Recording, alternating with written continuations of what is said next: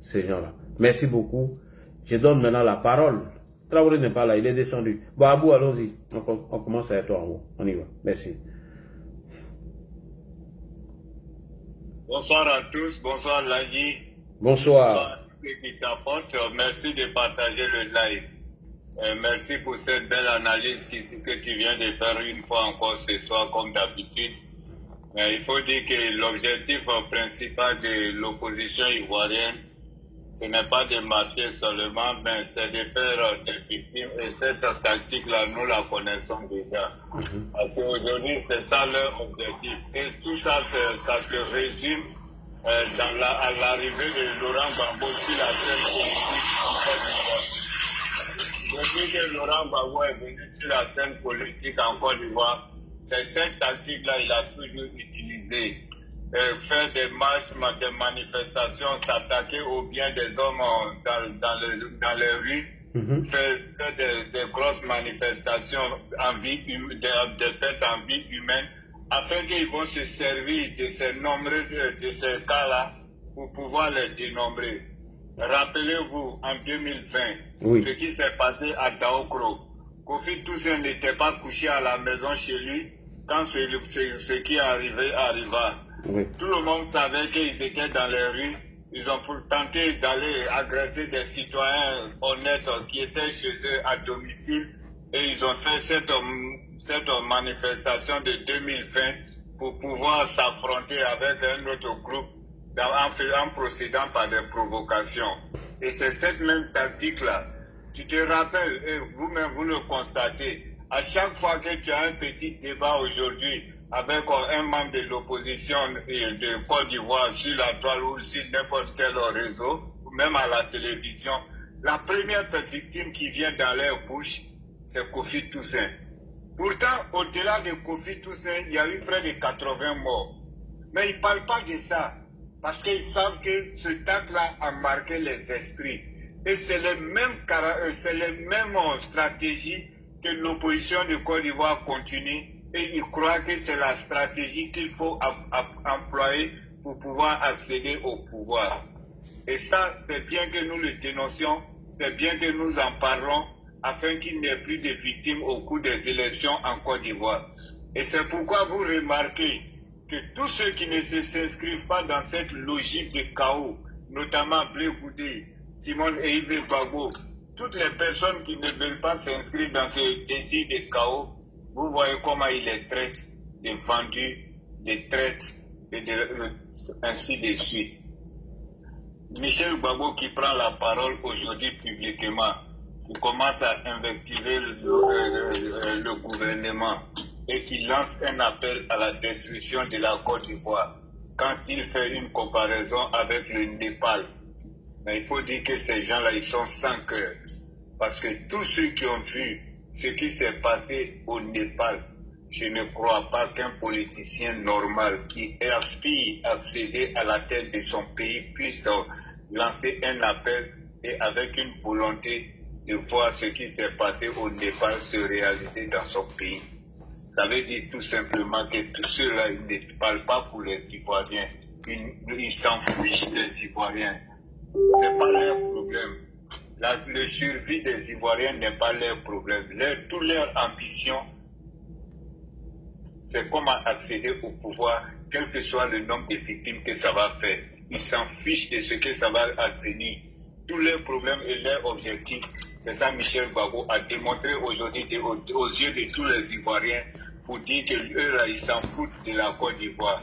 Et ils vont brûler la Côte d'Ivoire pourvu qu'ils arrivent au pouvoir. Et ça a été toujours la stratégie de son père, qui a toujours appelé les fonctionnaires, les travailleurs de Côte d'Ivoire, les étudiants et les élèves à manifester, à s'attaquer aux biens de la République.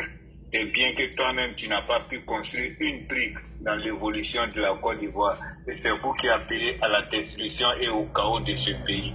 Mais je pense que notre gouvernement, un gouvernement qui est si responsable, ne pourra jamais se laisser distraire par cette volonté manifeste de destruction massive de notre pays. Parce que le président Alassane Ouattara a mis assez d'efforts. Il s'est sacrifié pour réaliser le peu qu'il a pu réaliser pour les générations futures.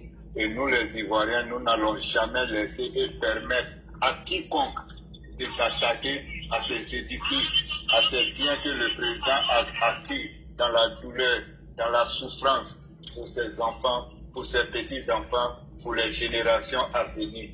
Lorsque le président Alassane Ouattara fut élu en 2010 et qu'il accéda au pouvoir en 2011, dans presque tous les pays du monde, il a voyagé à travers le monde afin de rendre la Côte d'Ivoire attrayante, afin de proposer au reste du monde que la Côte d'Ivoire est un pays qui est en paix et que c'est un pays avec lequel on peut compter.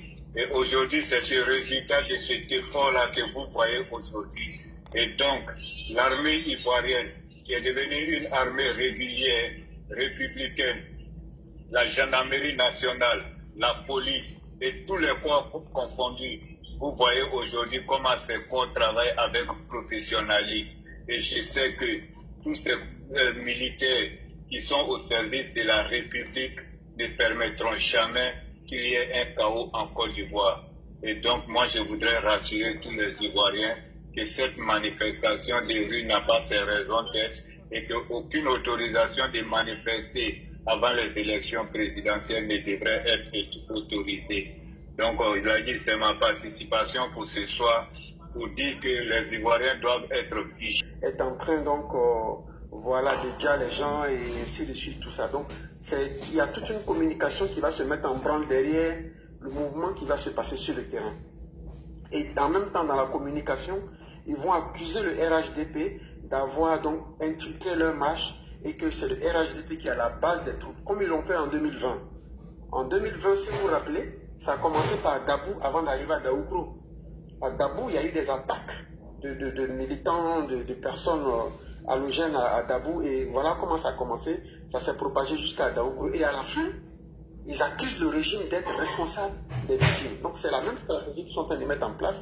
Ils vont donc infiltrer et eux-mêmes faire rentrer des gens qui vont donc s'aimer le désordre et ils vont accuser le régime d'avoir envoyé ces militants pour aller donc perturber leur marche, alors que ce sont eux-mêmes qui seront la base de ce qui va se passer.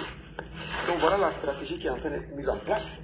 Mais il faut interdire cette marche parce qu'elle va à l'encontre des décisions du Conseil constitutionnel. Oui, la Constitution autorise qu'on puisse organiser des marches. C'est un mode démocratique, donc c'est une expression démocratique, c'est normal. Mais dans le contexte dans lequel nous sommes, et l'objet de la marche, pour moi, va aussi à l'encontre de la Constitution. Parce que la Constitution a édicté donc des textes, et c'est au regard de ces textes que la Cour constitutionnelle a pris une décision.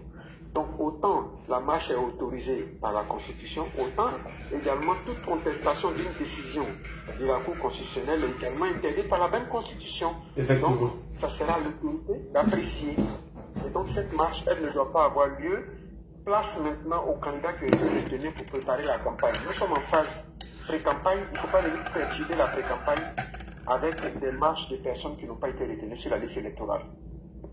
Voilà donc pour ce qui est de cette marche-là. Il faut vraiment l'empêcher et il faut très tôt interpeller les responsables qui ont donc annoncé cette marche, de l'annuler. Je ne crois même pas qu'ils aient demandé une permission, une autorisation.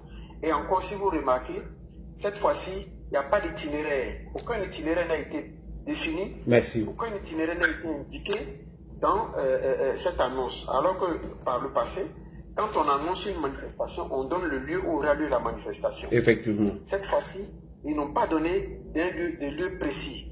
Ça veut dire qu'ils veulent une manifestation qui soit généralisée. Et peut-être qu'ils savent que la manifestation serait interdite. Donc ils vont la maintenir et ils vont demander donc à leurs gens de sortir certainement dans les rues. Ou laisser chacun prendre la décision donc de descendre dans la rue. Mais toujours est-il que l'opposition est en train de préparer quelque chose de très dangereux et il faut arrêter ça dès maintenant. Voilà, c'est ce que moi j'avais vraiment à dire, quoi. Ok. Monsieur Traoré, bonsoir. Puisque tu t'es monté, tu es descendu, vous êtes pour ou contre cette manifestation? Merci beaucoup. Si vous êtes pour, vous nous dites pourquoi. Si vous êtes contre, vous nous dites pourquoi. Merci beaucoup. Parce que, comme nous sommes en politique, il n'est pas trop intéressant de répondre de but en flanc comme. Effectivement. Il faut essayer il faut essayer d'argumenter avant de prendre sa décision. Effectivement. Cela, c'est pour que nous aussi nous appliquions à certains termes qui ne sont pas d'à propos. Par exemple, juridiquement, quand on dit 4e mandat, non, on ne sait pas ce que ça veut dire. Merci. Donc, les gens votent en touche. Donc, on ne doit même pas les suivre. On ne sait pas ce que ça veut dire 4e mandat. Non, on ne sait pas ce que ça veut dire 4e mandat. Ça, c'est tout. Et puis, la Constitution dit que la décision de la Cour constitutionnelle n'est susceptible d'aucun recours. Donc, qui que tu sois en tant qu'Ivoirien, tu veux monter contre la décision d'une institution qui est sans recours, tu t'exposes à la rigueur de la loi. Traoré, il y a un peu de bruit, hein. Tu as apporté un écouteur? Non, je n'ai pas porté d'écouteur. Ça va maintenant? Voilà, là, ça va même. Voilà. Donc, j'ai mis près de ma bouche. Il me sourire que là, non. Donc, cette façon de faire, c'est pas aujourd'hui ils ont commencé. C'est parce que chaque fois, ça devient dans les mains comme pétard mouillé. Ça ne marche pas. Historiquement, quand M. Gbagbo quittait à La Haye, on avait donné l'itinéraire où il devait passer sur le pont Henri Konan Bédié. Mais ils ont fait exprès, ils sont passés sur le boulevard qui a un nouveau nom qu'on appelait boulevard jusqu'à Destin. Donc contourner pour aller passer vers la voie triomphale qui n'est pas loin du palais de justice. Cette façon de faire était une façon iranienne parce que l'Ayatollah avait annoncé depuis Paris qu'il venait en Iran. Donc quand il est rentré à sa descente d'avion, le peuple est parti dans son entièreté le soutenir et ce peuple sortant sont allés directement au palais. Voilà comment le Shah a pris la clé des champs. Deuxième élément qui pousse les uns et les autres à vouloir ça, quand ils sont venus, ils ont profité de la situation de redressement, les zones à risque, pour créer l'émoi. Rappelez-vous, le Damana Picasso, une personne que, comme c'est un Ivoirien, mais j'ai écrit son nom avec un petit, en très très petite minuscule, et avec les écritures d'un enfant de CP1, parce que s'il avait de l'éthique et la morale, il avait une dignité et un honneur à défendre, il n'allait jamais se mettre au devant d'une seule politique. Parce que en politique, il existe une éthique. Par ton fait, que tu sois coupable ou pas, qu'il y ait 3000 morts, normalement tu dois faire profil bas. Tu peux être dans la politique, mais à l'arrière-plan, une autre vue. C'est parce que les politiciens de nos jours en Côte d'Ivoire, on a un élément fourre-tout, un genre de sésame, ouvre-toi, qu'on appelle amnistie, sous un fallacieux prétexte politique, mais qui ne veut rien dire dans la politique, dialogue. En politique, dialogue, politique ne veut rien dire. Comme en politique, réconciliation ne veut rien dire. Pourquoi dialogue ne veut rien dire? Celui qui est au pouvoir, il est au pouvoir, il s'en va dialoguer à l'Assemblée nationale. Les autres, ils ont le pouvoir de la rue. Ils n'ont rien d'autre à faire que de critiquer. Donc, quand vient-il le moment où celui qui est au pouvoir va discuter avec celui qui est à l'opposition? Alors que démocratiquement, celui qui est au pouvoir, il est censé être le plus nombreux. C'est ce que ça veut dire. Pourquoi il va aller causer avec celui qui est moins nombreux? Bon, donc cette façon de faire, c'est souvent en Afrique, ici qu'on trouve. Là, on va dire, le dos large. Et c'est les termes qui permettent de faire des dépenses inutiles pour ne rien faire. Dialogue et réconciliation. Je dis bien sûr le plan politique, ça ne veut rien dire. Bon, ceci étant, parce que tu es là, je veux ta place. Je ne vais pas te donner ma place. En quoi nous allons dialoguer et puis on va s'en sortir? Jamais. C'est aux urnes, le peuple souverain décide qui doit être là. Donc, l'autre élément qu'ils ont profité de l'émoi que le peuple sorte, ça va marcher. Le troisième élément tout près de nous, pour ne pas rentrer dans toute l'histoire, la grande marche de Yopougon, c'était prévu que le débordement ait lieu sur le pont qui relie Adjamé à Yopougon, parce que d'Adjamé à Yopougon, on n'est pas loin d'Akwedo. Mais malheureusement, ils se sont limités à regarder les marches et ils n'ont rien dit. Maintenant, l'élément dont tu as parlé, le printemps arabe, il faut être précis, parce que quand les gens prennent les choses en haut, parce que quand on dit c'est qui crée les mêmes causes, crée les mêmes effets, il faut que ça soit une similitude dans les mêmes causes. Le printemps arabe, il y avait une crise de l'emploi. Le peuple avait mis plus de 10 ans, il n'y avait pas d'ouverture pour l'emploi. Les gens souffraient et beaucoup voulaient aller en Occident, ils étaient bloqués. Donc par rapport à ce moment, le feu aux poudres a été déclenché par le fait qu'il y a un petit qui s'est immolé. Et tout est parti par là. Et les uns et les autres, puisque le peuple était muselé, parce que dans les pays arabes, sinon pour ne pas dire les pays maghrébins, les gens étaient muselés, ils n'avaient pas droit à la parole. Donc le débat politique existait très peu. Donc l'un dans l'autre, parce que quand quelqu'un est muselé, il se permet de se fâcher. Or, dans le cas de la Côte d'Ivoire, nous ne sommes aucunement dans une dictature. Quand ceux d'en face ne savent même pas où faire fin de dire que le président est dictateur, alors qu'ils oublient qu'en Côte d'Ivoire, notre constitution, depuis l'aube des temps jusqu'à aujourd'hui, le président de la République est la clé de voûte. C'est lui seul qui rend compte, c'est lui seul qui est sanctionné par le peuple. Mais à côté, il y a les députés, mais la clé de voûte, c'est le président. Et c'est pourquoi tu vas voir dans notre constitution, là, comme la constitution française, il est le chef suprême des armées, il est le chef de la justice, il est le chef d'État, parce que la constitution le consacre. Donc, ces politiciens d'un autre nouveau veulent nous faire comprendre certaines choses qui n'est pas vrai. L'autre élément là dit, il faut qu'on sache qu'ils sont en train de rentrer à reculons dans le futur. C'est vrai, à une époque, après la boule, où on a consacré, les gouvernements africains doivent consacrer l'ouverture plurielle, un homme a présenté un sang versé créé de l'émoi. Mais aujourd'hui, il y a eu des tribunaux qui sont venus pallier à ça. Donc, faire sortir les enfants des gens pour leur dire qu'on va créer l'émoi, ça ne marche plus. C'est que tu es en train de rentrer à reculons. Maintenant, leur étape, c'est quoi? Cette démagogie-là, on est prêt. Là, je regarde bien. Ils ont dit dans leurs propos, c'est une stratégie, on ne donne pas les dates. Donc, ça veut dire qu'il n'aura pas lieu. Parce qu'officiellement, un parti politique sérieux écrit à l'autorité pour dire je vais faire ceci. Et l'autorité donne son accord. Ne serait-ce qu'être au courant. Comme chez nous, on le dit au village, quand tu arrives dans un village, il faut demander la permission au chef du village. Donc, tu ne peux pas te permettre d'aller faire quelque chose sans avertir l'autorité. Là, dans ce cas-là, on ne parle plus de politique, mais on parle de défiance. On parle de défiance. Or, quand il défie l'autorité aussi, lui, on n'a pas besoin d'être dans le parti politique. Il te montre qu'il est vilain de le défier. Parce que qui que tu sois, une seule personne, un homme, un groupe, quelle que soit leur grandeur et leur tendance, ne peut pas faire face à une république qui a tout à sa possession. Les forces régaliennes, les autorités juridiques. Donc, tu ne peux que lui demander.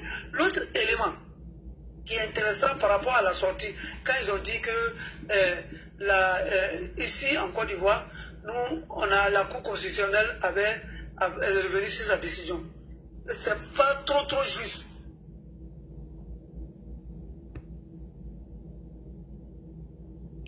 Mais, oui, vas-y. C'est à l'issue de la crise qu'il y a eu, le Conseil constitutionnel est revenu sur sa décision. Voilà. Maintenant, oui. Mais je vais dire quoi? Gbagbo a fait exprès pour ne pas faire confiance à Yaoundé. Parce que c'est lui qui allait signer les documents de la certification. Quand nous lisons bien ce qui est dans la certification, nous nous rendons compte que la République, représentée par M. Gbagbo, ne faisait même pas confiance à son président de la Cour constitutionnelle. Parce que je vais faire un truc terre à terre pour que nous autres on comprenne. C'est comme si tu as ton diplôme et puis tu vas à la mairie pour dire qu'on n'a qu'à certifier. On fait quoi? On met un cachet dessus pour dire que c'est conforme au premier. Donc le certificateur, les textes étaient clairs. On dit que le certificateur ne devait pas tenir compte d'aucune obédience des partis politiques, mais devait dire ce que la certification a vu et a constaté au vu des documents reçus. Donc, quand cela a été lieu, qu'est-ce qui s'est passé?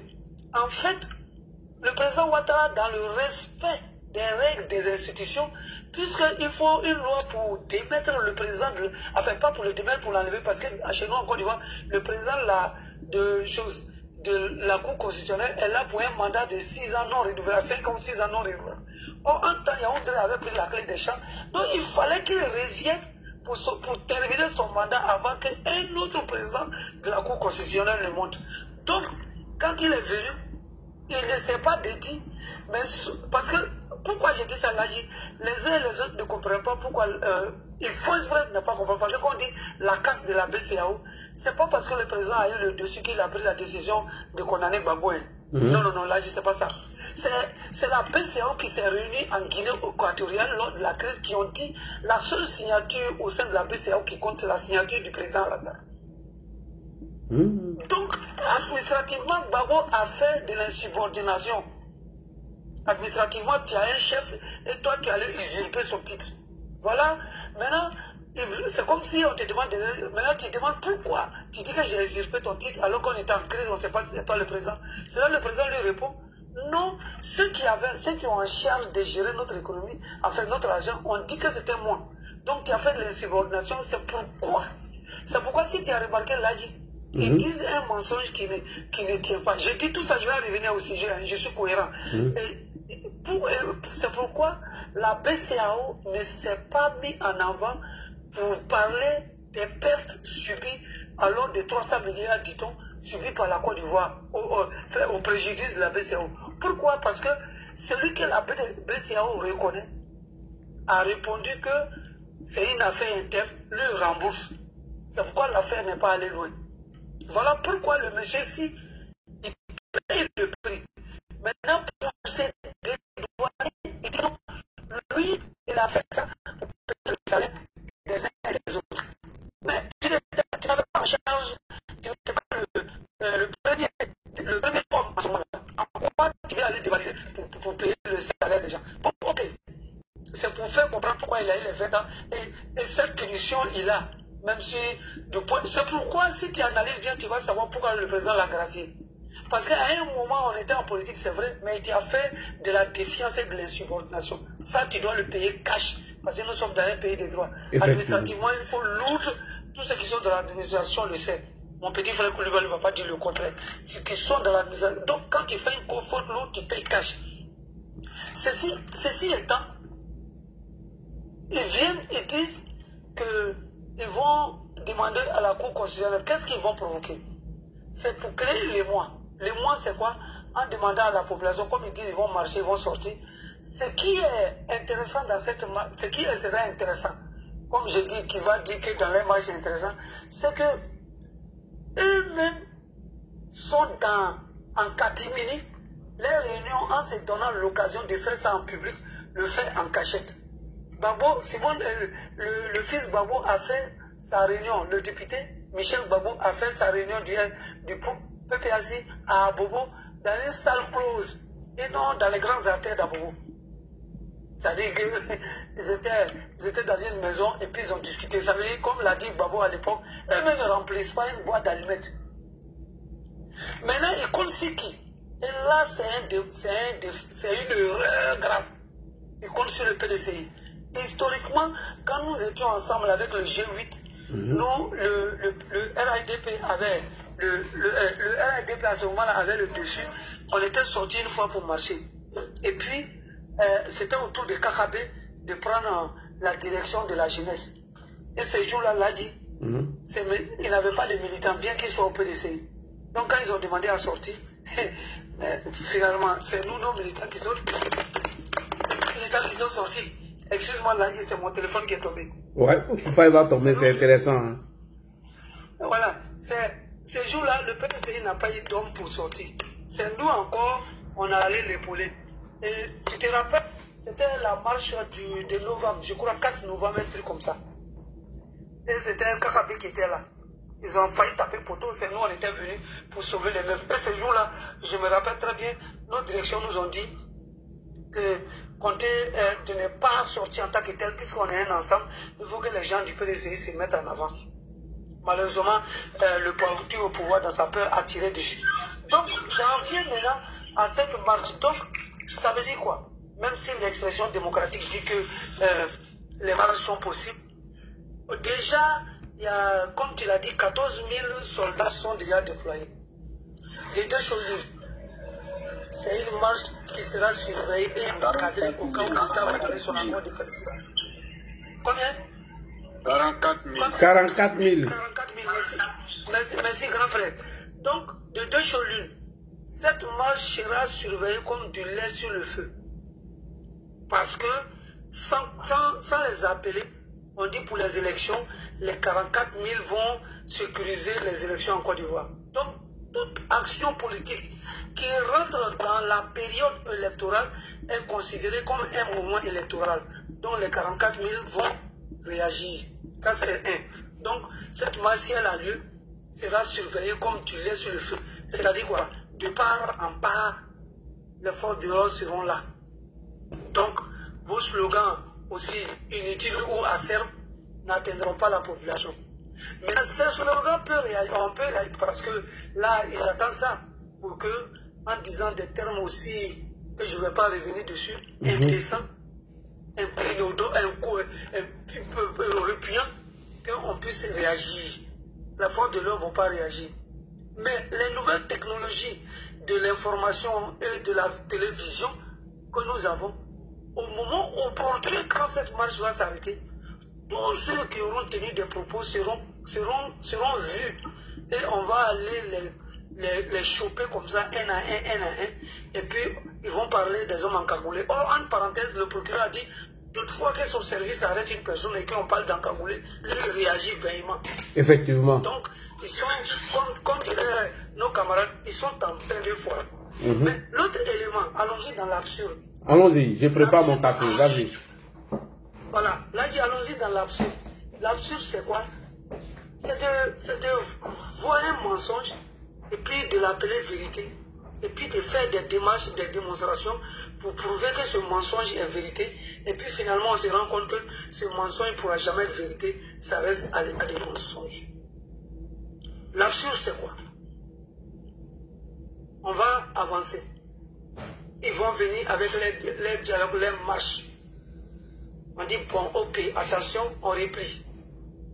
On leur demandera, première partie de l'absurde. On fait quoi à la suite? Ah non, nous n'avons pas eu le temps, nous ne sommes pas prêts, nous, ainsi de suite. Voilà ça, voilà ça. Parce que, voilà, avant d'arriver dans l'absurde, il y a un élément qui m'est venu dans la tête. Le dernier élément qu'il veut réditer, c'est l'élément RDR à l'époque de leur prise de pouvoir, où on s'est permis de dire que le pouvoir est dans la rue. Et quand on a dit que le pouvoir était dans la rue, ça a donné ce que ça a donné.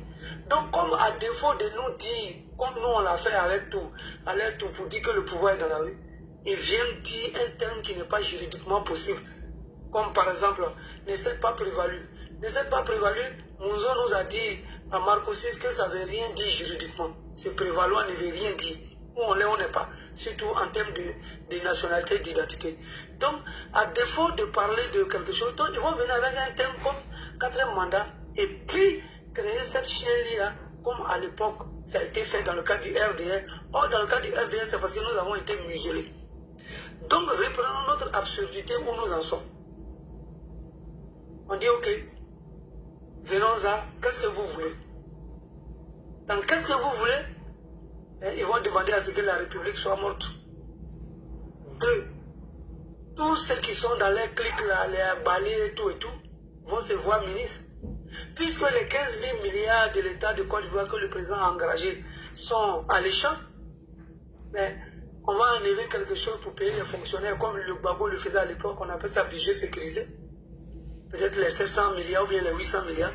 Les autres 700 milliards qui restent, on passera tout le temps parce que n'oubliez pas que même si dans l'absurdité ça y est, on fera tout pour dire que le président tu es maintenu. Et si le président est dans le cadre, ils vont dire quoi? Bon, tu es maintenu pour une transition de 3 ans renouvelable. Et nous allons passer maintenant à faire quoi? La liste électorale qu'ils avaient décidé, nous avons les preuves. Donc ils vont remettre en cause. Surtout un slogan creux, une notion creuse. On va parler pour ressouder le tissu social qui est en train de partir. Et nous allons nous promener pour faire des missions de réconciliation et de dialogue vrai entre les filles et les fils. Voilà où nous allons arriver. Donc pour dire quoi? Ça nous ramène où? À la case de départ. Cette case de débat, comme si il y avait eu un coup d'État ou un coup de force. J'ai un élément qui m'a dit qu'ils vont compter sur Ibrahim. Non, non, non. J'ai fait une parenthèse là. Les gars de l'AES, vous savez, on a eu cet exemple avec M. Gbagbo. Quand un chef d'État, un haut responsable politique a du mal à répondre au quotidien de sa population, il a une solution, c'est de dire que le pays est envahi et que le pays a des ennemis. dans ce cas, tout le monde, le peuple est obligé d'oublier sa faim, d'oublier son lieu de dormir, d'oublier même la notion de travail pour faire face à l'adversité. Donc, pour faire face à l'adversité. Donc, qu'est-ce que ceux-là font? L'AES ne fera rien. Pour faire face à leur population, ils sont obligés de dire que la menace se trouve dans l'oasis. Parce que vous nous avez prévenu que, attention, on a tout fait pour ne pas être cette oasis dans le désert. Malheureusement, la progression faisant, nous sommes devenus cette oasis-là dans un vaste désert. Donc, dans ce vaste désert, ils sont plutôt occupés comment se nourrir que de peut-être tuer la vache à lait. Parce que le flux migratoire de l'argent qui circule en mobile money dans ce pays-là, si la Côte d'Ivoire bloque ça aujourd'hui, ça devient une catastrophe pour eux. Donc, c'est de la propagande que les gens de l'AES font, mais au contraire, ils tiennent à nous comme la prunelle de leurs yeux. Maintenant, je continue par rapport... Excuse-moi, tu peux faire une pause ici, je vais te poser une question. Oui, mon frère, grand frère, oui, vas-y. Ok, merci. Véritablement, concernant l'AES, qu'est-ce que tu penses des langues qui estiment qu'il serait possible qu'il y ait des recrutements au niveau des BDS, des BDP, non? Oui. Qui seraient entraînés dans une quelconque manifestation ou une quelconque attaque militaire, intervention militaire en Côte d'Ivoire. Qu'est-ce que tu penses de cela, comme tu as ouvert cette brèche-là? Bon, merci mon frère. L'origine des VDP a commencé quand? Au Burkina, c'était les gens qu'on appelait les Kolwego. Chez nous, en Côte d'Ivoire, on a eu ces cas-là, on les appelait Soufeurou. Quand la République ne savait pas nous protéger, on avait pris des... Je sais que Boubou, tu te rappelles de ça, on avait pris des Soufeurou pour protéger nos quartiers. Voilà. Donc, cette histoire de VDP a commencé par les Kolwego, pour que nous comprenions en tant qu'Ivoiriens, par des Soufeurou. C'est Soufeurou qui protégeait la population contre les attaques. Donc, quand la guerre est venue, le monsieur Ibrahim a dit que ceux-là, sans être dans l'armée, devaient intégrer de façon bénévole, comme on l'a fait au camp de Babou, puisque on disait que l'armée n'était pas suffisante, donc il fallait prendre des jeunes dits patriotes pour intégrer les forces de défense. Donc, parce que quand on est dans l'armée pour te recruter, il faut qu'on te donne, il faut qu'on te paye. Or, dans ce cas précis, historiquement. Bonsoir, Papa Traoré. Oui. Bonsoir. Je voulais faire une motion puis aller descendre. Là, vous allez continuer. Si vous me permettez, pardon. Si vous pouvez m'accorder 2 minutes. C'est le grand frère Abou qui m'a dit de dire quelque chose. Je voulais dire, si Abou veut, je vais dire. Faut finir, papa. Faut finir. Pardon. Ok. Donc, Abou, c'est de la propagande qu'on dit que on est en train de recruter les gens pour venir dans la marche à Bobo ici, parce que n'oublie pas que c'est ceux d'entre eux qui sont ici qui les nourrissent là-bas. Donc, point les questions à eux de venir ici, de venir dans le pays ici. S'il y avait eu le contraire, j'aurais dit oui. Mais dans ce cas précis-là, il est très très difficile, même s'il faut envisager cette piste-là, il est très... Peut-être, et là je ne crois pas. Oui, Traoré, il faut être vigilant, hein. Il faut être vigilant. Hein? Il faut être vigilant parce qu'ils nous en veulent, hein. Non, on est vigilant, c'est-à-dire, ce que je vais dire, je fais une précision, j'ai dit, ceux de notre c'est-à-dire qui sont ici, on peut les avoir, mais on les connaît. Pourquoi je dis ça? Parce qu'à l'époque, quand la refondation avait tué un de ses frères qui était bien, qui avait des signes d'escarification, les gens ont dit que c'était un Burkinabé. Malheureusement, quand le consulat de Burkina est allé le voir à Miyagi, il avait une carte d'identité ivoirienne. Donc le consulat a quitté les lieux d'Arda. Il a simplement dit que c'est une affaire ivoirienne. Donc dans ce cas-là, j'ai fait une analogie. J'ai dit, si ceux-là ont réussi à les recruter, ce n'est plus les histoires de VDP Abu Dhabi. C'est des Ivoiriens qui veulent créer l'insurrection. Donc ils seront tenus pour responsables. D'accord, moi, il n'est pas permis que les étrangers rentrent dans... Moi, je veux 3 minutes de descendre. Pardonnez. Honorable, tu es venu trouver des gens. Faut pas couper la parole. Faut pas faire ça. Non, il a demandé pardon, quoi. Oui, mais faut fermer ton micro, faut écrire. On fait pas ça. Tu as trouvé beaucoup de personnes sur le panel. Ce que je veux dire à vous, tu vois, non? C'est-à-dire celui qu'on apprend, parmi eux, que ce soit son appellation, parce que la nationalité n'a pas, s'en fout de l'ethnie. En ce moment-là, si on trouve une carte d'identité sur toi, c'est une affaire ivoirienne, tu es dans l'insurrection, tu seras pris. Mais malheureusement pour toi, si on t'attrape dans cette marche qui veut s'organiser et que ton identité est étrangère, toi aussi tu seras pris. Là, dans ce cas précis, c'est comme on appelle ça, comme l'a dit le RPI, c'est une attaque d'un pays tiers vers notre pays. Et là, le pouvoir saura tirer les conséquences dans ça. Donc dans ce cas-là, la difficulté va se trouver à leur niveau. Comment?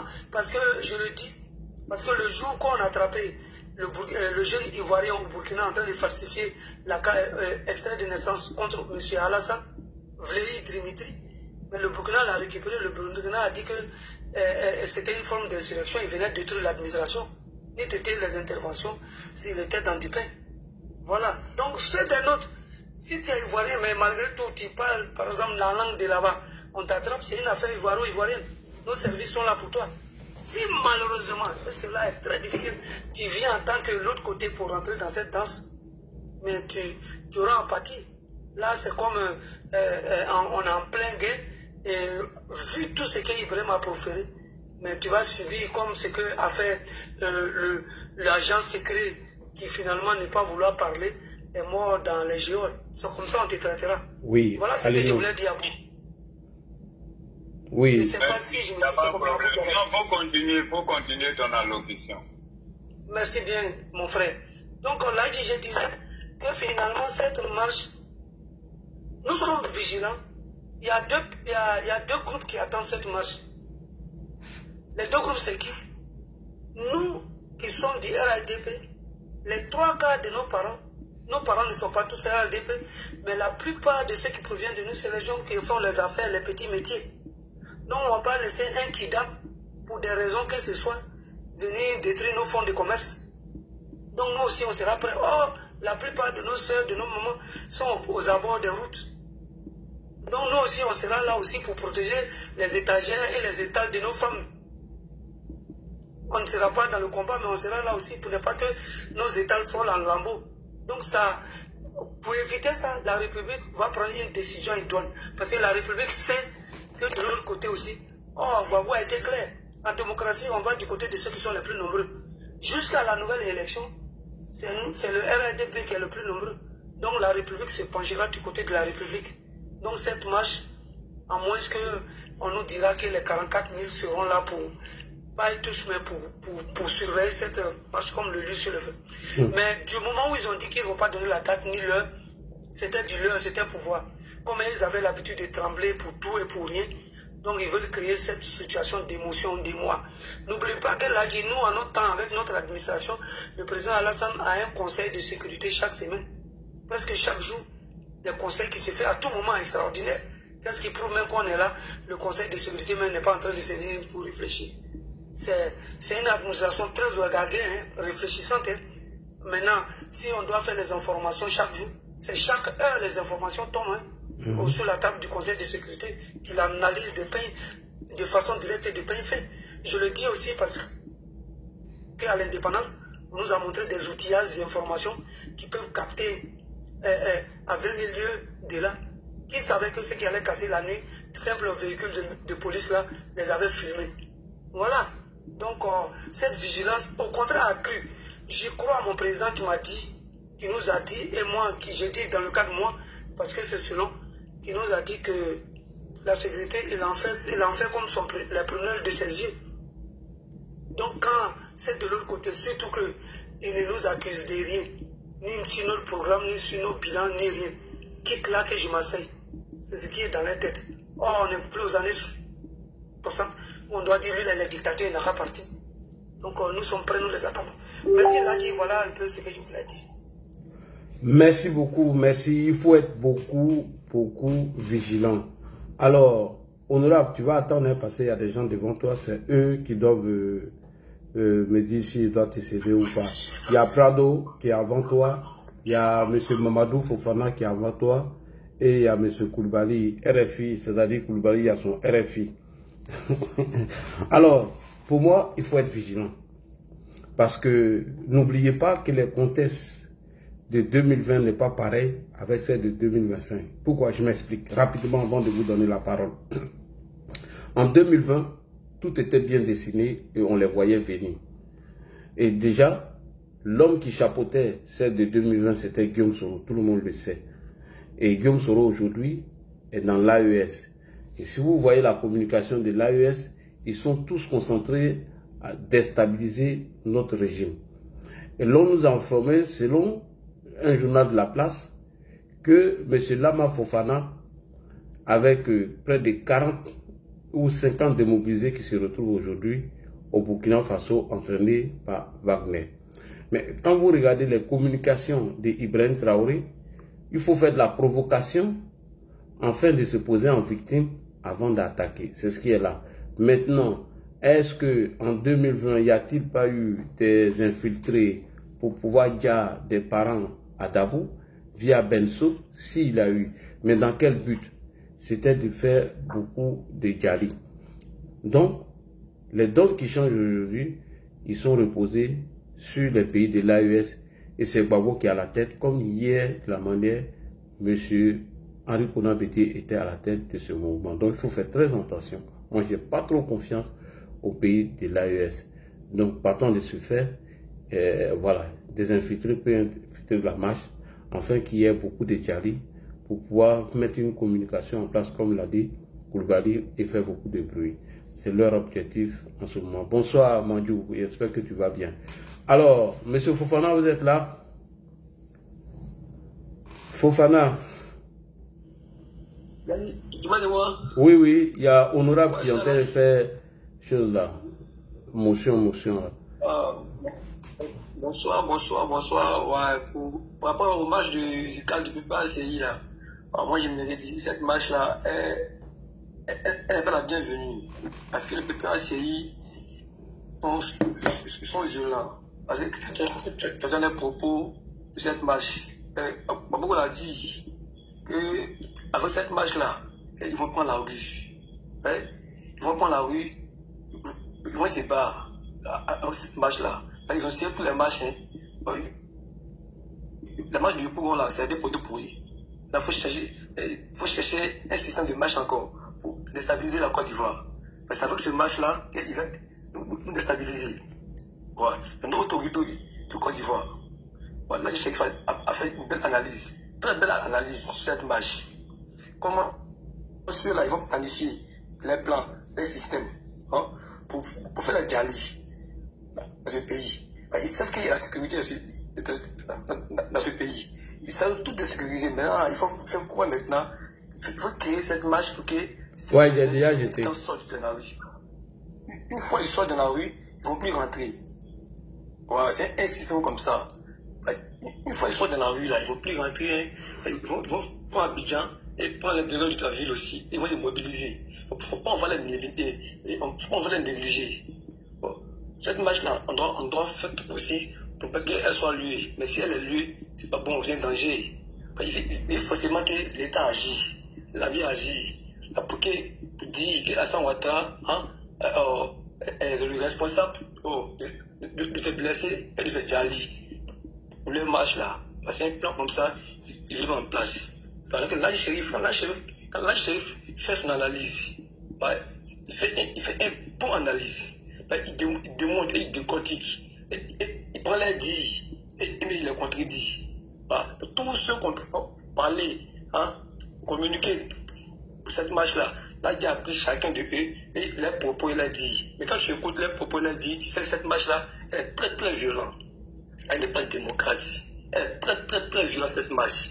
Ouais, moi, j'aimerais dire à l'autorité qu'elle devait faire très attention. On a l'armée, bien sûr. On a essayé de renseignements, bien sûr. Mais attention à cette marche. Il y aurait un malin peut créer des troubles de l'ordre dans notre pays. Il faut forcément suivre ces gars, suivre ces gens-là. Ces gens-là sont très très violents. Très très très violents. Il a dit un mot aussi, moi ça m'a rassuré. Les gars de l'Est aussi. Il y a longtemps dans les pays là-bas, là, et même le système de ça même, le soutenir et à déstabiliser la Côte d'Ivoire, les gars de l'Est là. faut pas les négliger. Faut pas les négliger. Après ça, moi, j'ai dit à Michel Gbagbo, ce monsieur-là, non, il n'est pas cohérent. Ce monsieur, c'est un manipulateur. Ce monsieur, c'est un menteur. Quand ce monsieur a dit à Yopougon, hein, il dit les propos non au 4 mandats. Il dit non au 4 mandats. Il dit non à la candidature de Ouattara, à la jeunesse. Écoutez très bien. Le gars, il dit non au 4 mandats, non à la candidature de Ouattara. C'est pour créer quoi? C'est pour créer une zizanie. C'est pour créer une violence dans le pays, la jeunesse. Écoutez très bien. Cette marche, si vous sortez, et que les appels, ils vont vous dire cadeau. Et vous serez traqué et aller en prison. Et personne ne va intervenir. Mais regardez très bien. Si c'est passé avec moi là, c'est qu'ils ont pris les gens dit quoi? Qu'ils ne les connaissent pas. Alors, c'était les gars qui étaient formés et pour les barbaries, ils ont cassé les bus et attaqué la police. C'était les gars. Après l'événement, ils ont dit quoi? Qu'ils ne connaissent pas ces gars. Dieu merci, eux ont dit qu'ils n'en fait pas, ne peut pas essayer. Mais c'est le même gars aujourd'hui qui fait communiquer, et pour vous blaguer, et pour vous faire sortir dans la rue encore. Le président Alassane Ouattara l'a bien dit, il a bel et bien dit. Il dit le deuxième ne serait pas toléré. On dit dans les mosquées, partout, dans les lieux de culte, les églises, partout, on va dans les marchés, sensibiliser les gens pour ça. On dit cette fois-ci là, cette fois-ci, les élections seront bien sécurisées. Mais ces gens-là, ils étaient ces gens-là, ils vont vous blaguer encore, et vous allez sortir dans la rue, et ils vont vous attraper, et mettre en prison, et vos parents vont pleurer devant le monde entier, on vous a enlevé. Alors on vous a dit cette marche-là, hein, cette marche-là, c'est pas la bienvenue à quelques jours des élections. Ouais. Dis à vos parents, hein, dans les villages, hein, dans les campements, hein, partout en Côte d'Ivoire, hein, à votre enfant, que cette marche-là, c'est pas la bienvenue. Voilà. Allez-y dans les villages, hein, sensibilisez vos enfants et dites à vos enfants que cette marche-là, c'est pas la bienvenue. Parce que la Côte d'Ivoire a laissé souffert pour faire chaque jour des barbaries dans d'autres pays. Nous, la jeunesse, on a assez souffert pour que chaque jour on nous dise, on lui met en prison. Non, nous, on a de l'avenir maintenant. Nous, on a de l'avenir aujourd'hui. Il ne faut pas ce genre-là, ils vont nous manipuler. Ils l'ont fait en 2000. Comme ils l'ont fait en 2010. En 2000, il y a beaucoup de galis. Sans justice. En 2010, il y a beaucoup de galis. C'est nous, le monde de la jeunesse, sans justice. Mais en 2025 encore, c'est le même système, ils vont nous ramener encore. C'est politicien, on ne peut pas essayer là. Voilà, nous, on dit cette fois-ci là, en cas de délaisser nous la jeunesse. S'ils veulent sortir, ils doivent avoir les familles pour sortir les familles. Une famille a raison là-bas, de les frères, de leurs cousins. Donc, que nous la jeunesse, qu'elle nous laisse, hein, ils nous laissent, nous on fait nos vies, elle nous laisse, nous, on doit s'occuper de nos parents. La jeunesse de Côte d'Ivoire. Chaque fois que je prends la parole, je m'adresse à la jeunesse. Moi, j'ai un point jeune. Voilà, ne suivez pas ce genre. Ne suivez pas ces politiciens. Ne suivez pas ces politiciens qui nous manquent, qui nous manipulent. Et qui nous font déjà, qui nous envoient à l'abattoir, qui nous envoient au cimetière. Et après, maintenant, ils vont s'asseoir, bouffer les milliards. Voilà. Cette marche-là, ne sautez pas. Cette marche, c'est pas bon pour la Côte d'Ivoire. Cette marche-là, ça met le pays en retard. Alors, nous, on ne peut pas briller notre pays aujourd'hui parce que notre pays est construit. Notre pays est déconstruit.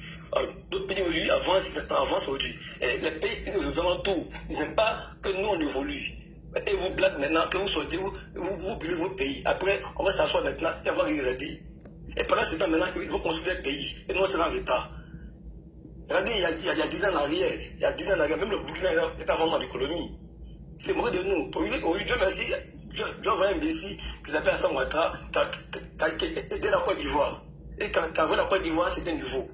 Ces gens-là, ils ne veulent pas voir la Côte d'Ivoire évoluer. Ça les fait mal. Il fallait que nous, on s'en foute. Il fallait que nous, on s'écarte. N'oubliez pas encore, ils veulent créer un système encore, un système intercommunautaire. Ouais, ces gens de ce petit pays là. Ouais, quand j'écoutais les propos de Michel Gbagbo, un député qui peut dire, hein, que est-ce que dans le nord là-bas, il y a un maire qui s'appelle Dagouri. Tu as vu? C'est le propos des xénophobes. C'est pour cela nous les Ivoiriens là, on a toujours dit que cette politique là, nous on ne la suit plus. Voilà. Avant les cercles politiques, c'est une fois que nous, les Ivoiriens, beaucoup a démissionné de les partis et suivent le bon parti RHDP. Vous-même écoutez très bien, quand ces politiciens vous disent, hein, est-ce qu'un Dabougou peut être Joula, un Joula peut être, pardon, est-ce qu'un Dabougou peut être chez un Joula? C'est les propos là. Est-ce que ces politiciens non dans le chien encore? On m'a blessé. La Côte d'Ivoire appartient aux Ivoiriens. La Côte d'Ivoire n'appartient pas à un seul parti politique. Et la Côte d'Ivoire, ça appartient à tous les Ivoiriens.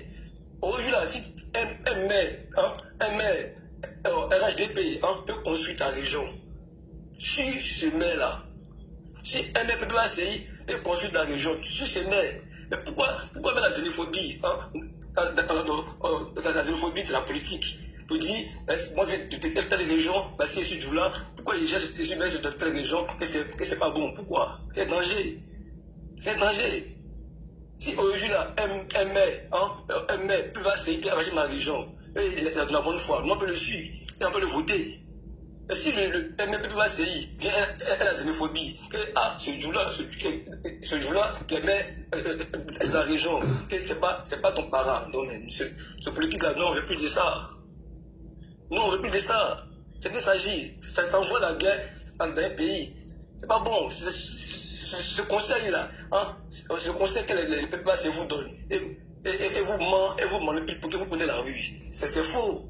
Voilà, c'est faux. Suivez celui qui arrange votre région. Suivez celui qui peut remporter l'électricité, l'eau potable. Suivez la personne. Le sont ceux qui nous mentent, eux qui nous manipulent. Pour nous, c'est déjà, non, c'est faux. Et c'est pas pour leur intérêt. Nous, c'est pas aussi pour nos intérêts, pour que nos villes, nos zones deviennent développées aussi. C'est pour ça que moi, j'ai dit, cette marche-là, elle n'est pas la bienvenue. Cette marche, nos gars qui nous doivent intégrer cette marche. D'accord. C'est pas la bienvenue. Là, c'est pas mon cas. Ok, merci beaucoup. On va donner la parole à Prado Alassane. Prado Alassane, tu es là? Bonsoir, Adi. Bonsoir, Prado. Bonsoir à toi. Bonsoir. Bonsoir à tout le monde. Merci une fois de plus à toi, Adi. Voilà, on comprend que tout ce qu'on avait dit au départ est en train de se préciser. Voilà. Et aujourd'hui, nous sommes très heureux de savoir que le travail que nous avons fait en amont est en train de porter fruit. Voilà. Alors là, l'opposition a commencé à discréditer l'institution de la République. Et en premier lieu, ils ont commencé à contester la légitimité du président Alassane Ouattara, tout en faisant croire à l'opinion nationale et internationale que le président Alassane Ouattara n'était pas légitime. À la suite de cela, ils ont entamé une campagne, je dirais, de discréditer les institutions de la République, notamment la justice ivoirienne. À la suite de cela, ils ont également repris le narratif, tout en continuant de jeter encore le discrédit sur la commission électorale indépendante. Et dans le mois d'août, après qu'il y ait les dépôts des candidatures, jusqu'à la fin du mois d'août, les uns et les autres ont changé de narratif. Maintenant, ils étaient en train de préparer les mentalités par rapport à l'arrêt qui allait donner le Conseil constitutionnel ce jour-là. C'est en cela qu'il y a eu un jeune homme qui avait eu à faire une vidéo. Rappelez-vous de la fameuse vidéo qui a conduit quelqu'un qui n'avait pas mentionné la personne qui lui fait de la publicité, pour ne pas lui faire de la publicité. Voilà, cet individu-là, proche du PPACI, a fait une vidéo dans laquelle déjà il préparait les gens à rester dans la dynamique voilà, de continuer à contester, à jeter le discrédit sur les institutions de la République. Voilà. Donc aujourd'hui, vous voyez, le Conseil constitutionnel a rendu son arrêt. Et quand Laurent Gbagbo disait hier, nous demandons à ce que tout le monde fasse une protestation multiforme et permanente. Alors, la première forme, c'était, d'après eux, voilà ce qu'ils ont appelé la forme, la protestation pacifique. Voilà, après avoir jeté le discrédit sur les institutions de la République, comme l'avait recommandé le livre de Gensharp. Voilà, à la suite de cela, ils ont commencé maintenant à protester. Et pour eux, ce qu'ils ont appelé la protestation pacifique, voilà, c'est à ce qu'on vient d'assister récemment là, voilà, où il y avait eu des motions de protestation qui étaient déposées par les jeunes, voilà, qui ont été représentés, les fédérations qui ont été représentées par les jeunes, qui ont déposé les motions de protestation dans les préfectures de certaines villes de l'intérieur. Alors, prochaine étape, ça sera appelé à l'autre forme. Et l'autre forme, c'est laquelle? C'est la dernière carte. Voilà, c'est l'insurrection là. Voilà, c'est l'insurrection parce que tout à l'heure, tu viens de nous faire rendre un dossier, un témoignage d'Ouma Coulibaly, l'activiste burkinabé que je suis souvent. Voilà, que je suis d'ailleurs très bien. Voilà, c'est parce que j'ai un petit boubou avec mon compte Facebook. Mais Ouma Coulibaly, l'information, il parle, il précise que c'est une source sûre. Donc ça veut dire que c'est en train de se préciser. Voilà, parce qu'Adama Sigiri l'avait dit. Voilà, la stratégie c'est de déstabiliser Alassane Ouattara, c'était de déstabiliser le pouvoir d'Abidjan. Voilà, Adama Sigiri, pour ceux qui ne le connaissent pas, voilà, il est vice-président de la commission de l'AES. Voilà, après Bassolma Bazi, c'est lui qui est. Voilà, donc si Adama Sigiri tient ce genre de propos, et que lui n'était pas d'accord avec les Burkinabés, certains qui insultaient Soro. Alors, si aujourd'hui Adama Sigiri le dit, et que Yabré se retrouve à Bobo-Dioulasso, il faut rester vigilant. Voilà, il faut rester vigilant parce que les choses sont en train de se préciser. L'opposition ivoirienne veut passer à la vitesse supérieure. Et cette vitesse supérieure, c'est, quelqu'un l'a rappelé, je pense que c'est le papa Coulibaly, effectivement, il n'y a pas d'itinéraire. Donc ça veut dire que ce que Ziggy avait dit, là, il faut que toute la Côte d'Ivoire soit bondée de monde. Voilà. C'est à cela qu'ils veulent, ils veulent aboutir. C'est à cela qu'ils veulent aboutir. Mais, moi je suis très très heureux, je suis très serein parce que j'ai un chef à la tête de la Côte d'Ivoire. Et le chef du village nous a dit, voilà, que les élections seront apaisées.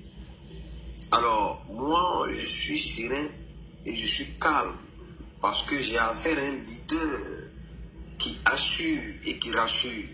Le président Alassane Ouattara, une fois de plus, est en train de dire que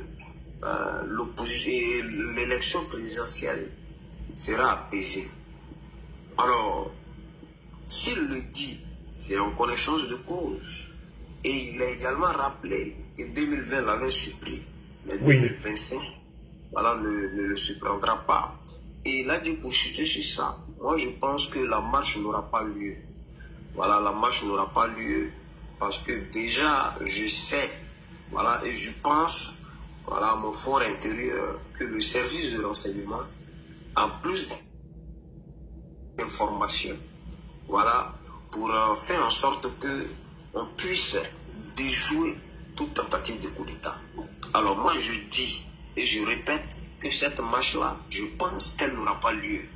Voilà, parce que le Conseil constitutionnel a déjà statué et si on permet cette marche-là, c'est comme si on était en train de contredire la décision du Conseil constitutionnel. Voilà, c'est comme si nous-mêmes nous étions dans la contradiction. Alors, on ne tombera pas dans le piège de l'opposition. Parce que quand ils disent qu'ils sont des démocrates, des gens qui aiment la paix, des pacifistes, il devait se conformer à la rigueur de la loi et aux décisions d'une institution, voilà, qui est le juge de l'élection. Voilà. Donc, qui est le juge qui statue de l'éligibilité des candidats. Alors, si vous n'êtes pas retenu, ça veut dire que vous ne pouvez pas compétir. Alors, au lieu de boycotter, il faut appeler une coalition de l'opposition. Voilà, si on veut véritablement renverser Alassane Ouattara, ou qu'on veut le chasser du pouvoir, comme vous le voulez. Voilà. Alors, il faut appeler une coalition de l'opposition, voilà, que de vouloir descendre dans les rues. Et moi, je pense que des gens comme Dano Djedi nous disent qu'ils iront aux élections et qu'ils vont gagner les élections, que ce n'était pas un souhait, mais c'était une promesse. Ça veut dire qu'il faut quelque chose. Effectivement. Voilà. Et cette petite rébellion qui veut prendre forme là, elle doit être matée. Voilà, moi je pense que cette petite rébellion doit être matée, à commencer par un certain ancien premier ministre qui veut aller encore essayer de provoquer l'autorité de l'État.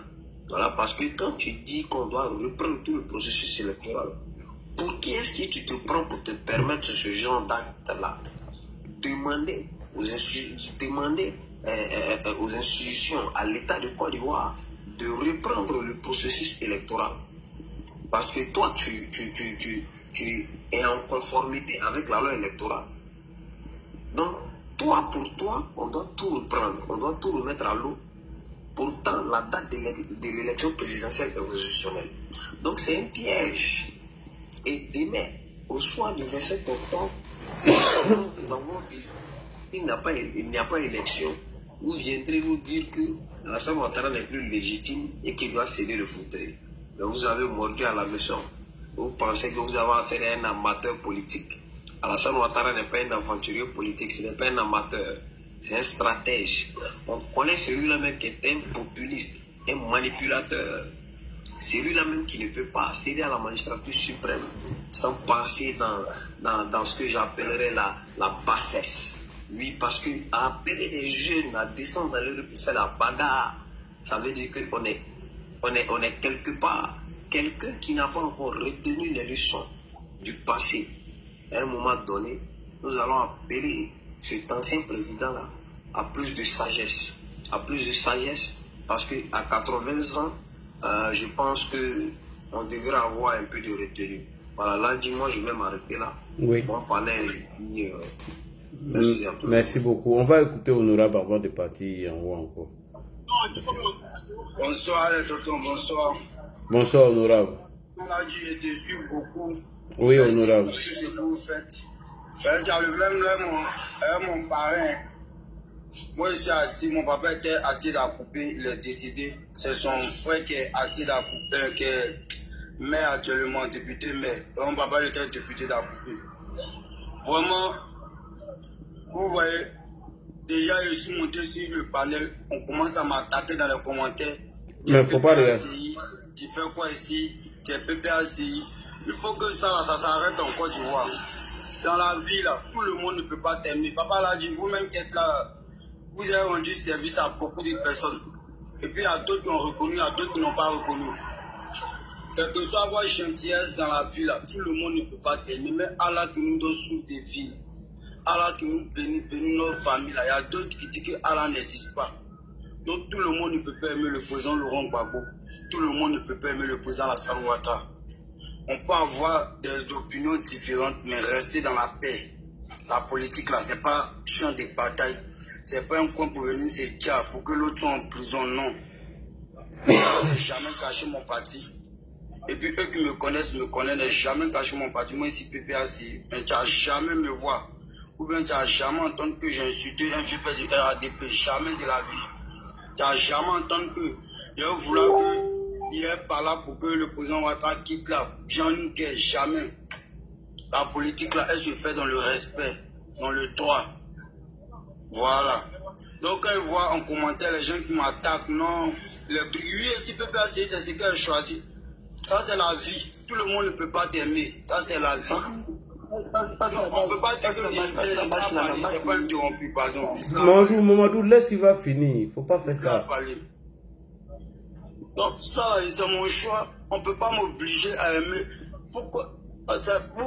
Quand il y a beaucoup de jeunes qui ne font pas la politique, qui se désintéressent de la politique, c'est à cause de tout ça.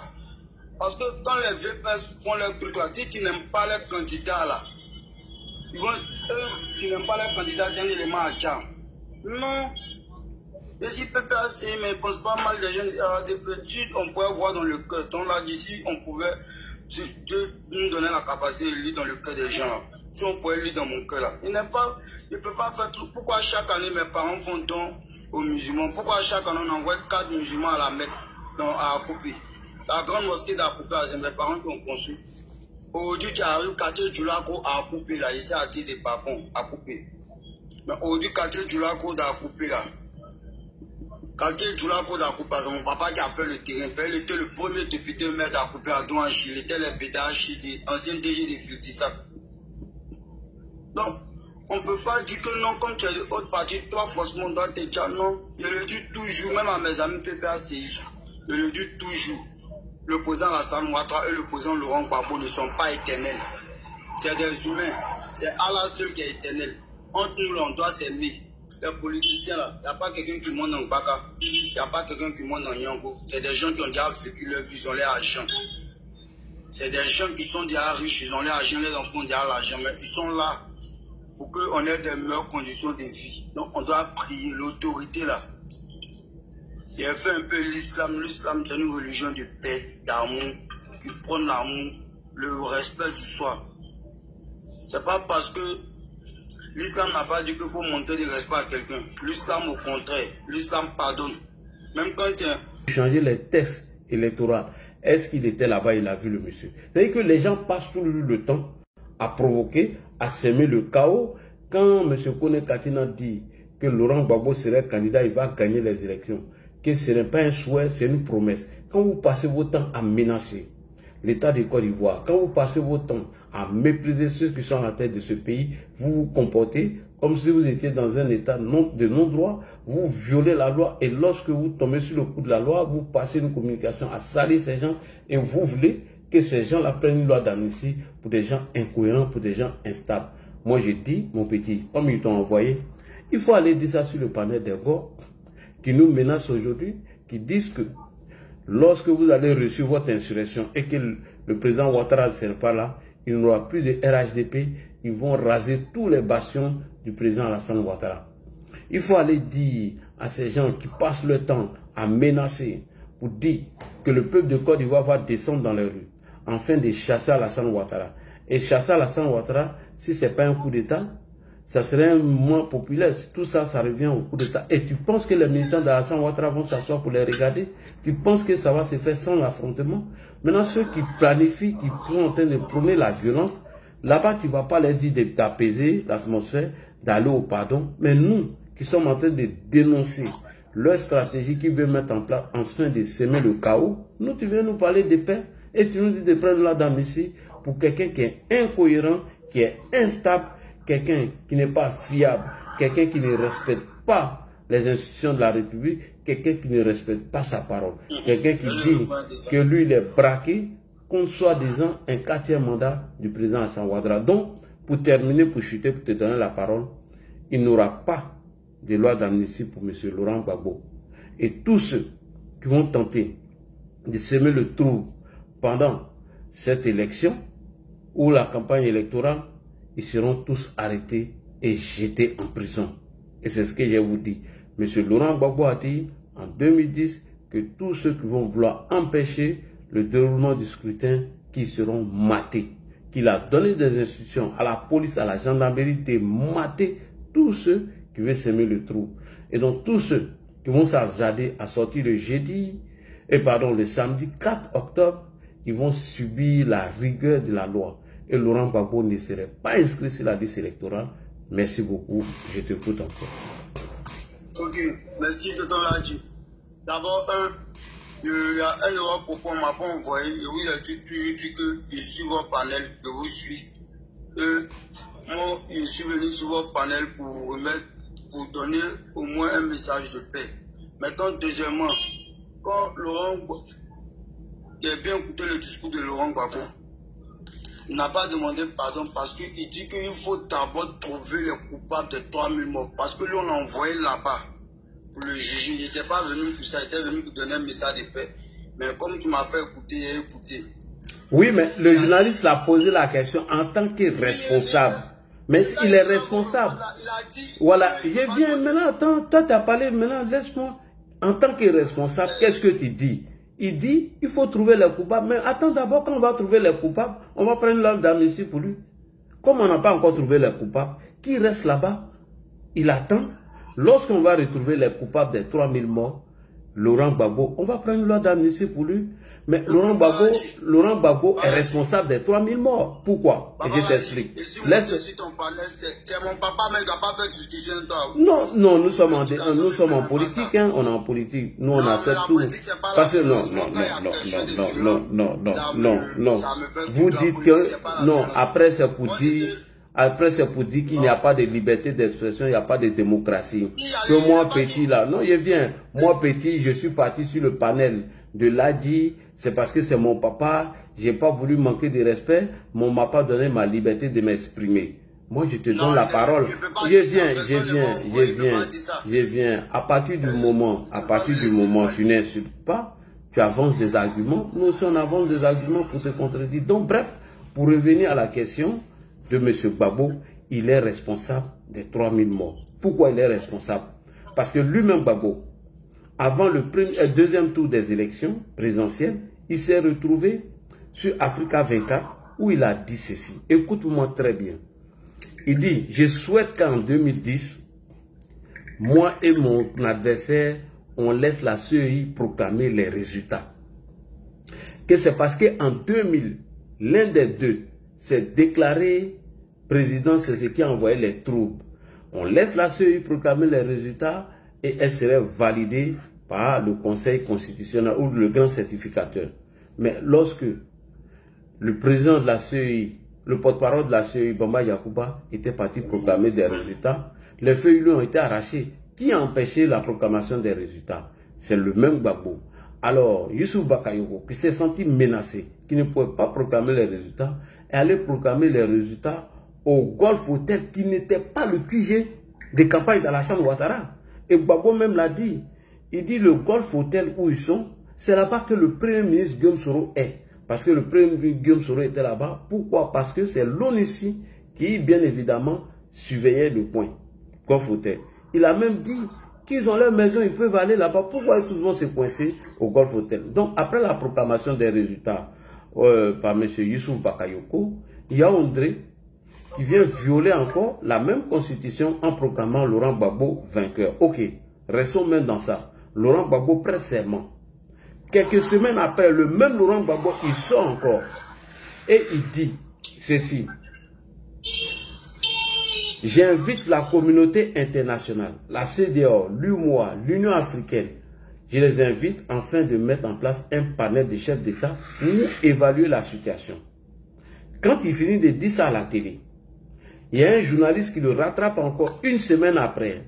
Il pose la question à Gbagbo. Vous avez invité des observateurs afin d'évaluer la situation. Est-ce qu'ils sont venus? Les mots de Gbagbo. Oui, je veux qu'ils viennent. Parce que les Ivoiriens ont voté le 28 novembre. Ils veulent savoir qui a réellement gagné les élections. Tu aimes Gbagbo, tu n'aimes pas Gbagbo, c'est ton appréciation personnelle. Les Ivoiriens ont voté, ils veulent savoir qui a gagné les élections. C'est lui-même qui vient mettre son pouvoir en jeu. Et lorsque ces chefs d'État mettent un panel en place pour évaluer la situation, et on dit c'est Alassane Ouattara qui a gagné, Laurent Gbagbo demande le recomptage des voix qui n'existent pas dans nos codes électoraux.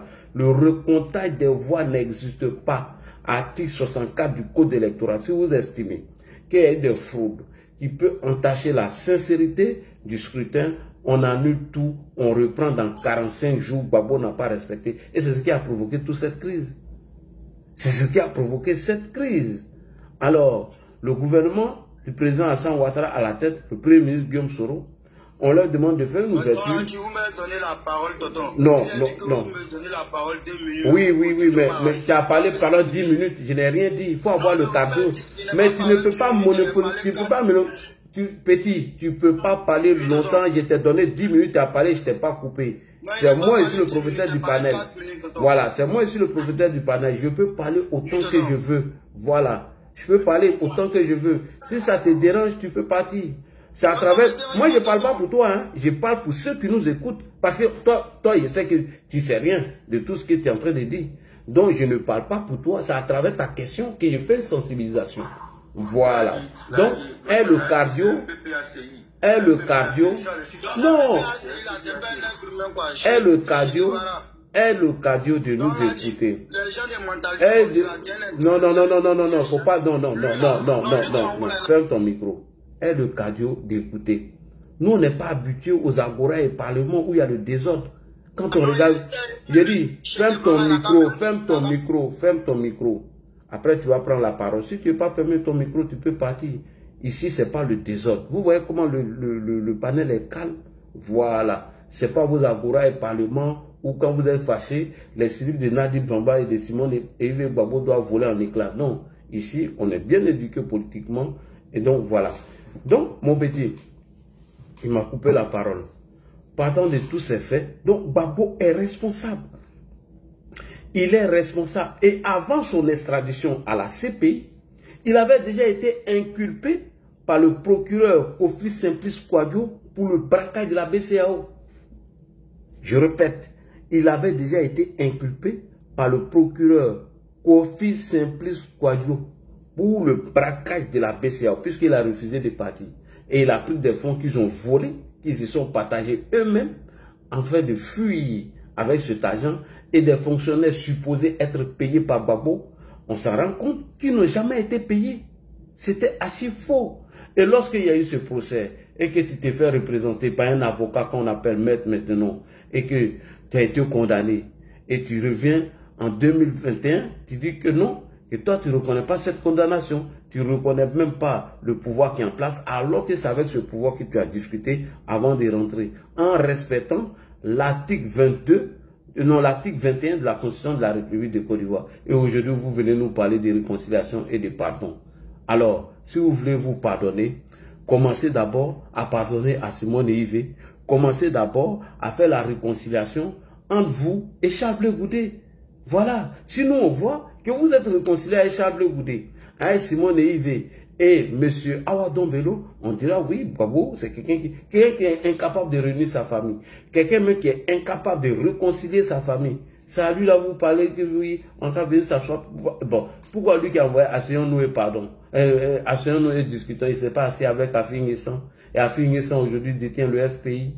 Donc mon petit, je te dis, si vous prenez la paix, allez-y sur d'autres panels, allez-y leur dire ça. Ici, nous, on va dénoncer la stratégie de victimisation de Laurent Gbagbo, la stratégie d'insurrection par rapport aux marches qu'ils sont en train de préparer. Merci beaucoup. Je t'écoute 2 minutes et puis je donne la parole à d'autres personnes. Il ne faut pas manquer de respect à quelqu'un. Il ne faut pas manquer de respect à quelqu'un ici. Merci. Non, mais par là, depuis que je suis monté sur le panel là, moi, mon éducation même ne me permet pas de changer trop avec grande personne. Moi, c'est comme ça, mais c'est parce que vous m'avez dit que c'est affaire de politique. Bon, sinon, je n'ai pas encore manqué de respect à quelqu'un. Moi, je suis monté sur chacun. Ce que vous êtes là dit là, moi, je n'étais pas monté en fait pour ça. Je n'étais pas monté pour faire contradiction. Plus on fait des contradictions, plus on veut qu'il n'y ait pas la paix en Côte d'Ivoire. Plus chacun veut donner ce qu'il arrange, plus on dit qu'on ne veut pas la paix entre nous les Ivoiriens en fait. Il faut que Mamadou a dit quelque chose qui me plaît. Il faut qu'on arrête de manipuler cette jeunesse-là. Bon, il y a des gens qui disent, moi je suis ado, moi c'est ado, j'aime. Il n'y a pas de problème. Mais quand quelqu'un dit, lui c'est Gbagbo, il aime, on trouve que c'est un problème. Pourquoi? On peut, en France, là, papa l'a dit, vous êtes en Europe.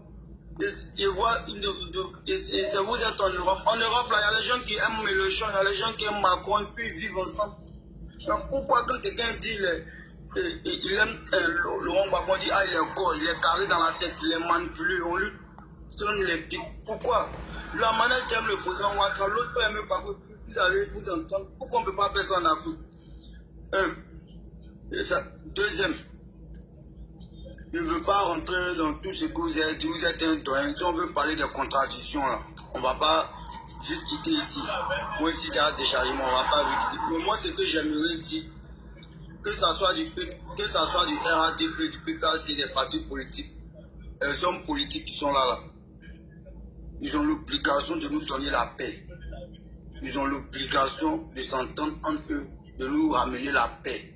Parce que chaque année, quand il y a élection, c'est nous et nos parents qui souffrons. On ne veut plus ça, en fait. Voilà. Maintenant, eux, on me dit que je suis manipulé, on m'envoie, personne ne m'envoie. J'aime Laurent Gbagbo. C'est ce que vous avez dit là, tout le monde ne peut pas aimer le président Ouattara, tout le monde ne peut pas aimer le président Gbagbo. Donc c'est pas parce que j'ai dit que j'aime le président Laurent Gbagbo que on me trouve comme un obstacle ou bien quelqu'un qu'il faut dire, ou bien quelqu'un qu'il faut faire tout. Non, je l'aime, c'est lui mon cas choisi. Mais je n'ai rien contre le président Ouattara. Tu n'as jamais vu mon micro en train d'insulter, il n'y a même pas mon patron en train d'insulter le président Ouattara, ni manquer de respect aux militants du RADP, jamais. La preuve, quand on a fait, il y avait encore du président Laurent Gbagbo là. Déjà le voir Tonton Las, qui est au RADP. C'est lui-même qui m'a dit, ah mon petit frère, voici l'argent, payez l'eau, vous allez boire, on loue pour les amis. Mais où il n'y a pas là, où il y a violence, ça ne te met pas là-bas. Mais le RADP, les VP syndicats là, moi je ne peux pas à cause de ça. C'est les VP du RADP, quand ils ont les meetings là, s'il y a l'argent, je les envoie mon soutien. Moi c'est la politique, autrement j'étais venu parler. C'est pas parce que l'autre est RADP que c'est un obstacle en même temps. Tonton l'a dit RADP, il doit chercher à Tchad. Tonton l'a dit, bien comme moi, je suis PPAC. Tonton l'a dit, il doit chercher à Tchad. Non, on n'a qu'à laisser ça. Mais même si le président qui a venu, s'il veut, n'a qu'à donner travail à tous les Ivoiriens, n'a qu'à arranger la Côte d'Ivoire qu'on veut. Tout le monde ne peut pas l'aimer. C'est Allah qui a créé ça. Ça sera comme ça jusqu'à la fin du monde. Tout le monde ne peut pas t'aimer. Papa l'a dit, dans votre famille, là, tout le monde vous aime pas, quelle que soit votre gentillesse. C'est Allah qui a créé ça, c'est pas nous les humains. Donc on ne peut pas me forcer. Quelqu'un qui dit j'aime, on dit non, tu es manipulé, pourquoi tu l'aimes? Lui n'est pas bon, on veut te montrer toutes ses failles. Mais le petit dit il l'aime, on le laisse comme ça, mais par contre, le petit a l'obligation de respecter l'autre côté, il a l'obligation de respecter les membres du RADP, il a l'obligation de respecter le président Alassane Ouattara. Il n'est pas homme politique, mais c'est mon pépé. Il peut même mon papa, il peut moi-même accoucher. Pourquoi lui manquer de respect? Moi, c'est comme c'est pourquoi je suis monté sur le panel. D'accord, on a compris. Merci. Pas la violence, okay. Pas les injures. Merci beaucoup. Que Allah vous bénisse. Papa l'a dit. Amen. Vous donne longue vie. Merci beaucoup. Voilà. Merci beaucoup. Merci.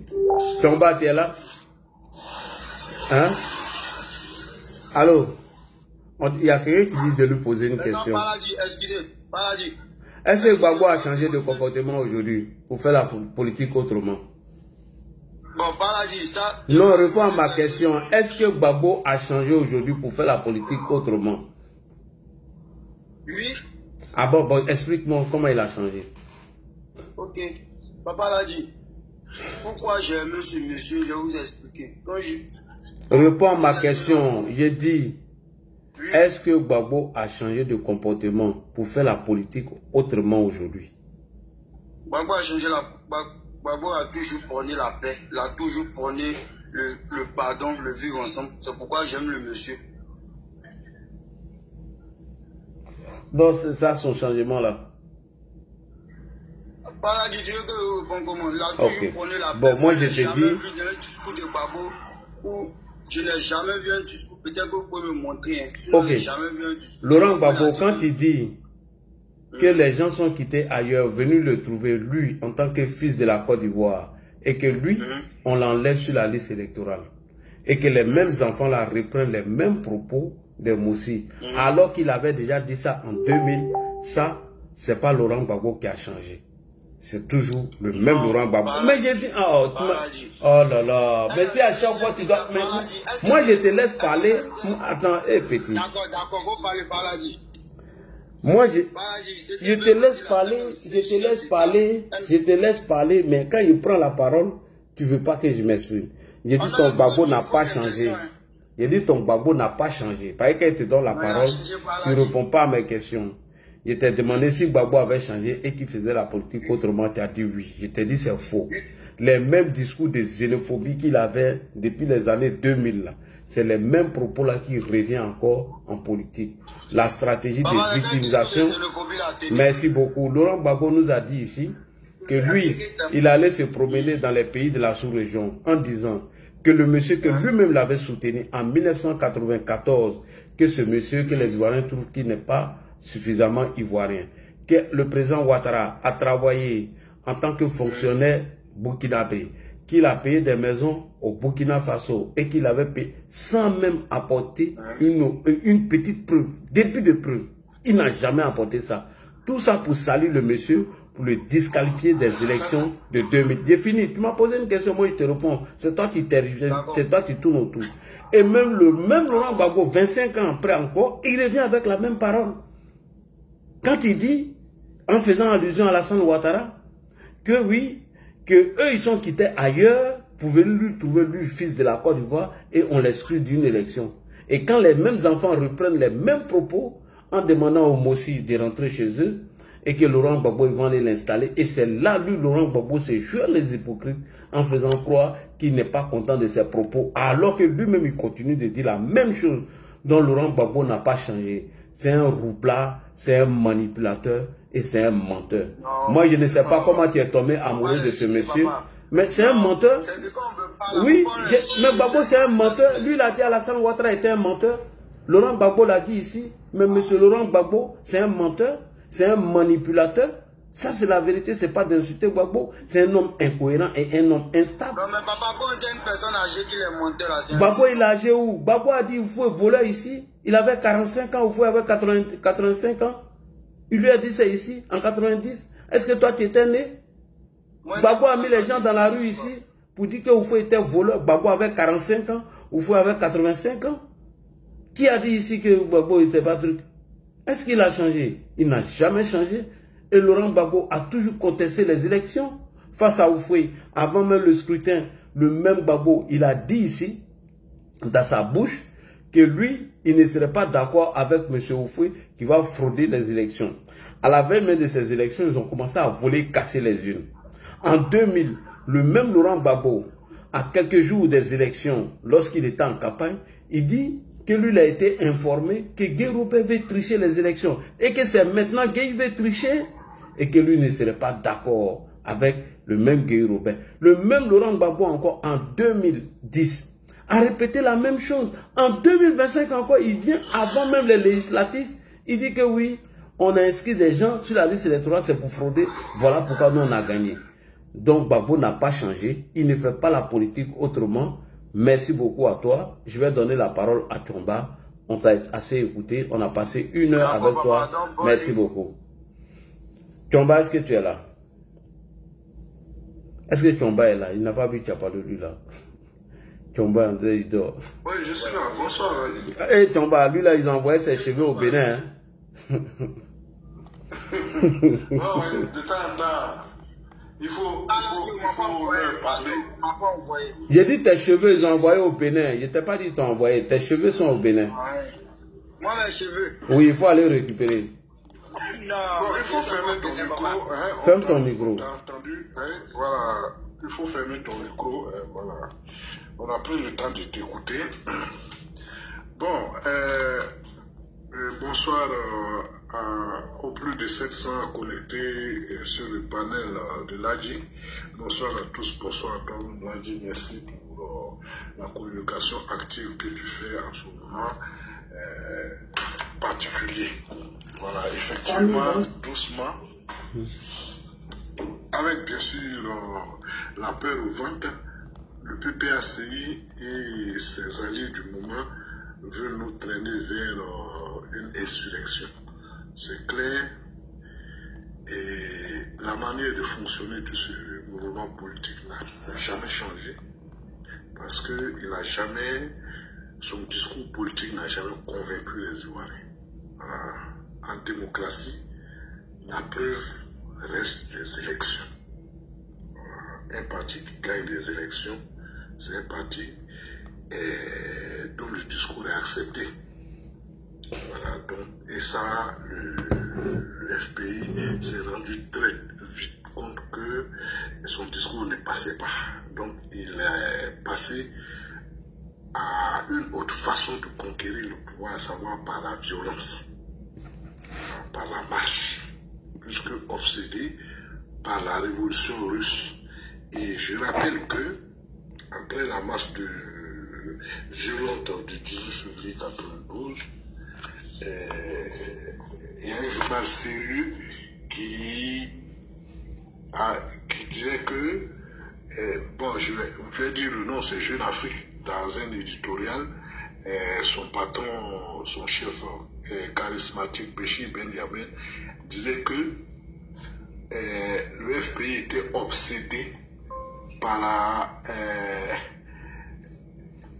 la façon dont le régime de Moussa Traoré avait été renversé, à savoir par la marche. Et à l'époque, je vais encore le rappeler, le fils Gbagbo, fils Michel Gbagbo, était à la